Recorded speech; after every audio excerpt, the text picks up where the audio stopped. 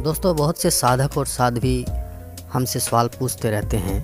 एक साध्वी ने ये सवाल पूछा कि हम वशीकरण करते हैं, बहुत से प्रयोग करते हैं, लेकिन वो हो नहीं पाते, तो ये कैसे होते हैं और ये कैसे काम करते हैं। तो मैं इनको यही कहना चाहूँगा कि 99% क्या होता है कि जब भी कोई प्रयोग या कोई वशीकरण हम करते हैं तो इनको अगर पुरुष करेगा तो ये सफल होंगे। अगर कोई स्त्री फीमेल इसको अगर करेगी तो ये सफल नहीं हो पाएंगे। 99% पुरुष के द्वारा ही वशीकरण किए जाते हैं, स्त्रियों के द्वारा ये वशीकरण सफल नहीं हो पाते।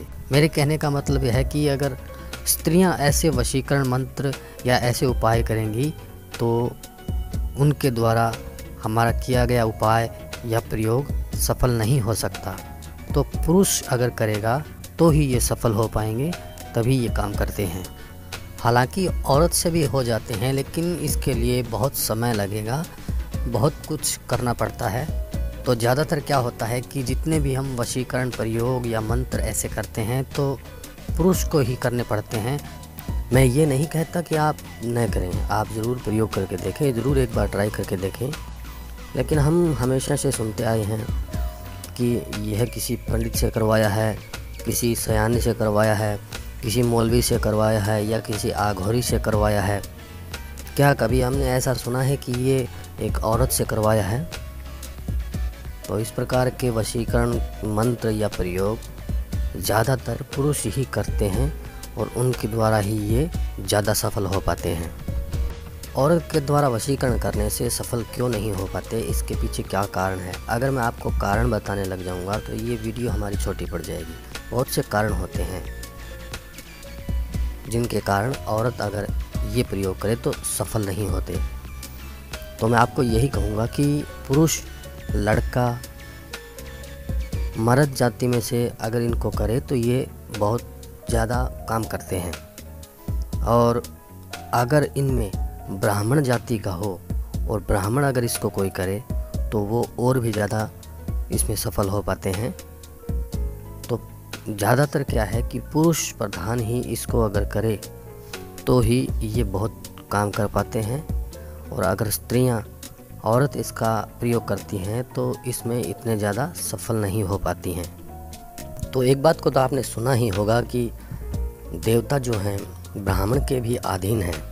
तो अगर ब्राह्मण इन प्रयोग को करता है तो बहुत ज़्यादा इसका फ़ायदा होता है। इसमें बहुत ज़्यादा ये काम करते हैं वशीकरण और सफल हो पाते हैं। हाँ, अगर कोई ब्राह्मण इस बात को सुन रहे हैं तो मैं उनसे कह दूं कि किसी के गलत प्रयोग के लिए इसका इस्तेमाल न करें। किसी का कल्याण करने के लिए ही इन प्रयोगों को किया जाता है। तो मैं उनसे फिर से कहूँगा कि गलत प्रयोग के लिए इन चीज़ों का इस्तेमाल न करें। आज की वीडियो में मैं आपको ये नहीं बताऊंगा कि इस प्रयोग को कैसे करें, इस वशीकरण को कैसे करें, इस मंत्र को कैसे करें। आज की वीडियो में मैं आपको ये बताऊंगा कि किस काम को, हम कार्य को किस प्रकार करें। सबसे पहले तो आपको अपना मन बनाना पड़ेगा कि आप जिस प्रयोग को, जिस कार्य को कर रहे हैं उसके प्रति आपका बिल्कुल मन होना चाहिए कि हाँ, मुझे ये करना है और मैं इसको मन से करूँगा। उसके बाद आप बिल्कुल तैयार हो जाइए कि आप अपनी पूरी तैयारी में रहिए कि हाँ, मैं इसको समय के अनुसार इस कार्य को पूरा कर लूँगा। इसमें मैं जो समय बताया गया है उसके अनुसार इस कार्य को पूरा कर पाऊँगा।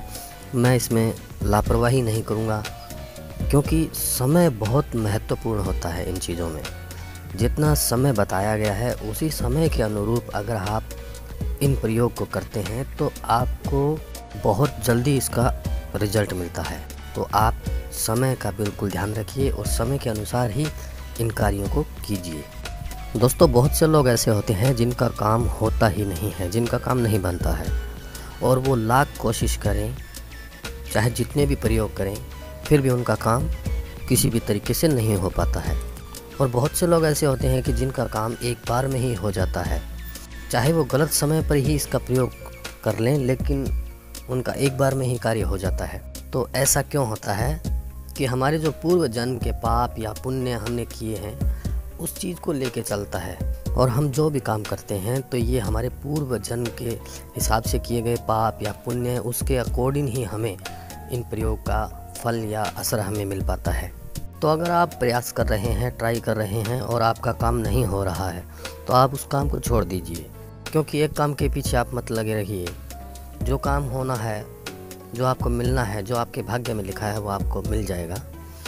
ऐसे हम व्यर्थ में लगे रहेंगे तो ये हमारे लिए बिल्कुल उचित नहीं है कि जो चीज़ आपकी किस्मत में होगी वो आपको मिल जाएगी, और जो चीज़ आपकी किस्मत में नहीं है तो वो आपको चाहे कितने ही प्रयोग कर लें, कितनी ही लाख कोशिश करें, आपको नहीं मिल पाएगी। तो मैं ये नहीं कहता कि आप इनका प्रयोग न करें, हाँ प्रयोग करें, लेकिन एक लिमिट में करें। ऐसा नहीं है कि आपका काम नहीं हो रहा है और आप उसी प्रयोग को फिर बार बार कर रहे हैं, फिर बार बार कर रहे हैं, तो ऐसा गलत है।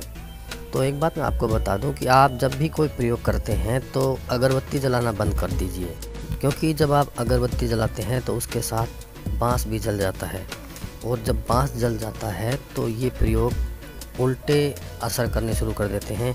इनका हमें जो फ़ायदा मिलना होता है वो फ़ायदा हमें मिल नहीं पाता है, और ये उल्टा प्रभाव डालने लगते हैं।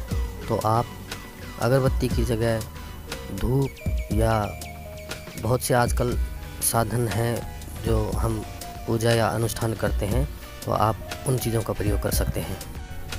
तो दोस्तों, मैं आपको यही बात कहना चाहूँगा कि आप जिस भी कार्य को करना चाहते हैं, जिस भी इच्छा को आप अपनी पूरा करना चाहते हैं, जो काम आपका नहीं हो रहा है, आप चाहते हैं कि किसी प्रयोग के द्वारा या किसी उपाय के द्वारा मेरा ये कार्य सिद्ध हो जाए, पूरा हो जाए, तो आपको ऐसा लगना चाहिए कि ये कार्य वाकई में करने के लायक है, और ऐसा करने से मेरे जीवन में खुशियाँ आ सकती हैं, और इस कार्य को करने के बाद किसी दूसरे व्यक्ति को भी कोई नुकसान नहीं होगा।